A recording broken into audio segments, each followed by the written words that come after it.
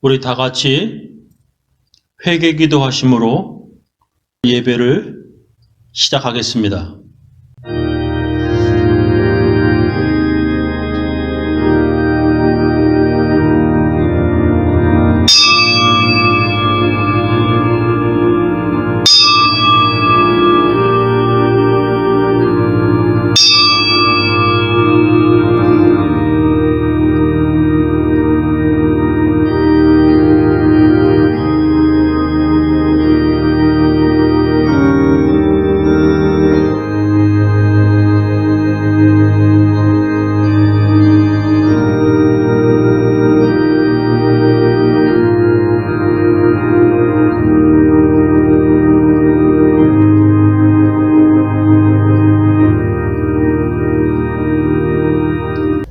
하나님 아버지, 저희들에게 복 주심을 감사합니다. 저희들을 지켜주심을 감사합니다. 하나님, 항상 은혜 가운데 살게 하여 주심을 감사합니다. 주님, 오늘도 하나님의 귀한 말씀 앞에 앉아 있습니다. 하나님의 말씀에 은혜 받게 하여 주옵시고 그 말씀으로 살게 하옵소서. 예수님 이름으로 기도합니다.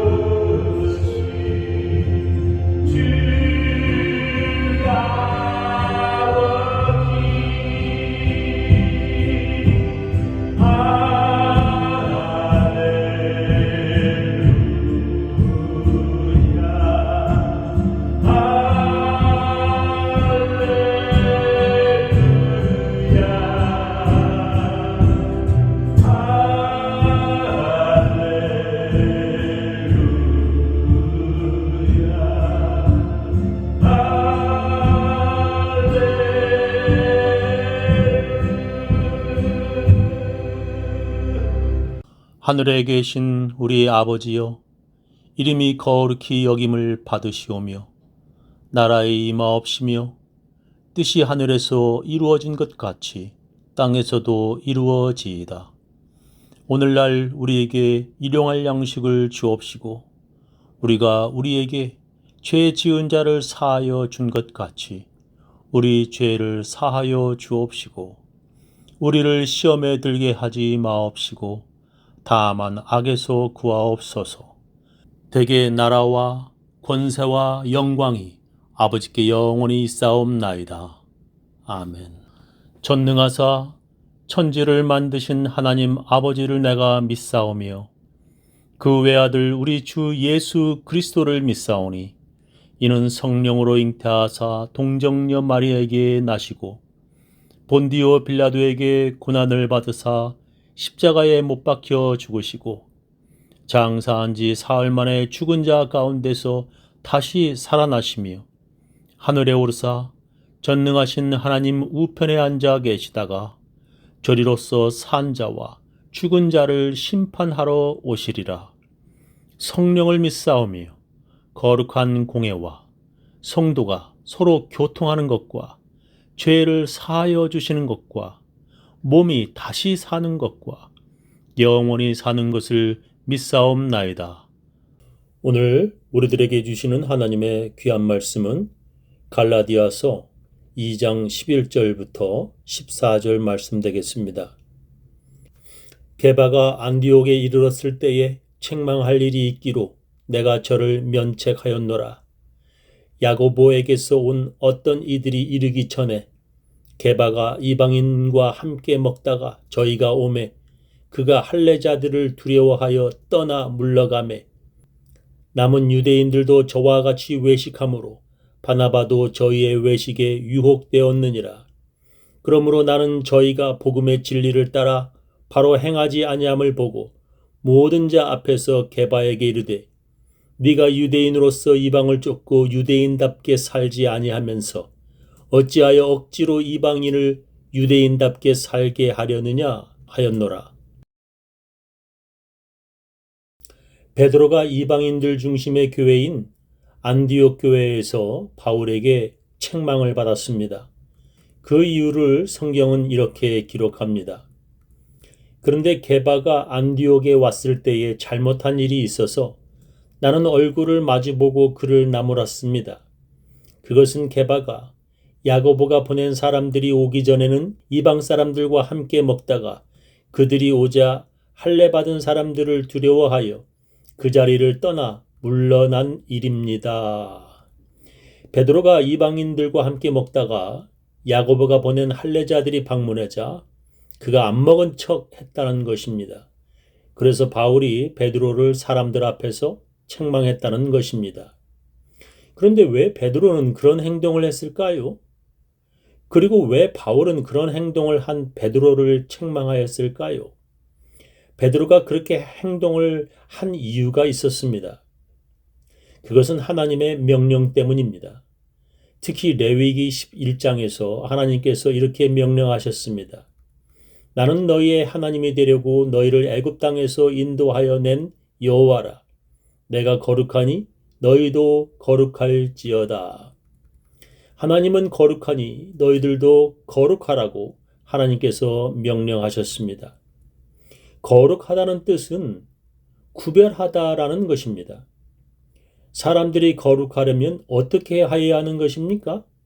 하나님께서 우리가 거룩하여지려면 제일 먼저 먹을 것을 구별하라고 명령하셨습니다. 아무 것이나 먹지 말고 하나님께서 허락한 것만 먹어야 된다고 하나님께서 말씀하셨습니다. 사람들이 먹는 것을 구별하여야 거룩하다는 것입니다. 우리가 무엇을 먹을 수 있고 또 어떤 것은 먹지 말아야 합니까? 레위기 11장에 보면 하나님께서 먹을 수 있는 것과 먹으면 안 되는 것을 구별하셨습니다. 우리가 지금 맛있게 먹는 돼지고기와 오징어를 하나님께서 먹지 말라고 명령하셨습니다. 먹지 않는 것으로 끝나는 것이 아니라 그것을 담은 그릇도 만지면 부정하니 만지지도 말라고 하나님께서 명령하셨습니다. 그래서 그런 음식을 먹는 이방인들과 함께 식사를 하는 것도 금지되었습니다. 그러니 베드로가 이방인들과 함께 식사를 하는 것을 유대인들 크리스천들에게 보여주기 싫었던 것이었습니다. 베드로의 그런 행동은 어찌 보면 믿음이 약한 유대인들 크리스천들을 위한 것일 수 있습니다. 예전에 베드로가 이방인 백부장 고넬료의 집에 머물면서 그들에게 복음을 전하였던 일이 있었습니다. 어느 날 베드로가 환상 중에 먹으면 안 되는 부정한 것들이 담긴 보자기가 내려오는 것을 보았습니다. 하늘에서 그런 부정한 것들을 잡아 먹으라는 소리가 들려왔습니다. 그러자 베드로는 자기는 지금까지 부정한 것을 먹지 않았다고 말합니다. 그러자 하나님께서 그에게 이렇게 말씀하셨습니다. 또 소리가 있으되 베드로야 일어나 잡아먹으라 하거늘 베드로가 그러되 주여 그럴 수 없나이다. 속되고 깨끗지 아니한 물건을 내가 언제든지 먹지 아니하였삼나이다 한데 또 두 번째 소리 있으되 하나님께서 깨끗게 하신 것을 네가 속되다 하지 말라 하더라. 이런 일이 3번 있은 후 그 그릇이 곧 하늘로 올리워 가니라 했습니다. 베드로는 그런 환상을 본 후에 이방인 고넬료의 초청을 받았습니다. 그는 이방인 고넬료에 보낸 사람들을 따라 그의 집을 방문하였습니다. 그리고 그는 고넬료의 집에서 이렇게 말을 합니다. 이르되 유대인으로서 이방인을 교제하는 것과 가까이 하는 것이 위법인 줄은 너희도 알거니와 하나님께서 내게 지시하사 아무도 속되다 하거나 깨끗지 않다 하지 말라 하시기로 부름을 사양치 아니하고 왔노라. 묻노니 무슨 일로 나를 불렀느니요 했습니다. 거룩한 유대인이 부정한 이방인들과 교제하는 것이 금지되었다고 그는 말했습니다. 그럼에도 불구하고 이방인 집에 들어온 것은 주님의 말씀 때문이었다는 것입니다. 그들이 베드로를 초청한 이유가 바로 복음을 듣고 싶다는 것이었습니다. 그래서 그는 그들에게 복음을 전하였고 그들은 성령을 받았습니다. 베드로는 그들에게 세례를 주었고 고넬료의 집에서 며칠을 더 머물렀습니다. 그리고 그가 예루살렘에 돌아왔을 때 그는 유대인 크리스천들에게 비난을 받았습니다. 이에 베드로가 가로되 이 사람들이 우리와 같이 성령을 받았으니 누가 능히 물로 세례 줌을 금하리요 하고 명하여 예수 그리스도의 이름으로 세례를 주라 하니라. 저희가 베드로에게 수일 더 유하기를 청하니라. 유대에 있는 사도들과 형제들이 이방인들도 하나님 말씀을 받았다 함을 들었더니 베드로가 예루살렘에 올라갔을 때에 할례자들이 hil난하여 가로되 네가 무할례자의 집에 들어가 함께 먹었다 하니 베드로가 저희에게 이 일을 차례로 설명하여 라고 했습니다. 베드로는 예루살렘의 유대인 크리스천들에게 이방인들과 함께 먹은 이유를 설명해 주어야 했습니다. 베드로가 성령의 지시를 받아 이방인 집에 들어갔었다고 설명해 주었지만 그들 중에는 이해하지 못한 사람들이 많았습니다. 그리고 그런 일이 이번엔 안디옥 교회에서 또 일어난 것입니다. 그래서 베드로는 그런 유대인 크리스천들을 위해 안 먹은 척을 한 것입니다. 근데 그것을 본 바울이 사람들 앞에서 베드로를 책망한 것입니다. 바울도 베드로를 이해하지 못한 것은 아닙니다. 왜냐하면 바울은 고린도 교인들이 자기가 고기를 먹는 것을 보면 시험 들까봐 그들 앞에서는 고기를 먹지 않겠다고 말한 적이 있었습니다. 고린도에서 고기를 파는 곳은 거의 다 우상에게 바쳐진 고기였습니다. 그런데 예루살렘 총회에서 크리스천들은 우상에게 바쳐진 고기를 먹지 말아야 한다고 결론을 내렸습니다. 그러나 고린도에는 우상에게 바쳐진 고기가 대부분이었습니다. 그런 고기를 먹지 말라는 명령 때문에 고린도 크리스천들은 고기를 아예 먹지 못하였습니다. 그런 문제를 고린도 교인들은 바울에게 어떻게 하여야 하는지 물었습니다. 그래서 바울은 고린도전서 8장에 신은 오직 하나님 한 분밖에 없기 때문에 우상은 아무것도 아니다. 그래서 우상에게 바쳐진 고기를 먹어도 된다. 그러나 믿음이 연약한 자들이 실족하지 않게 조심하라고 말하였습니다.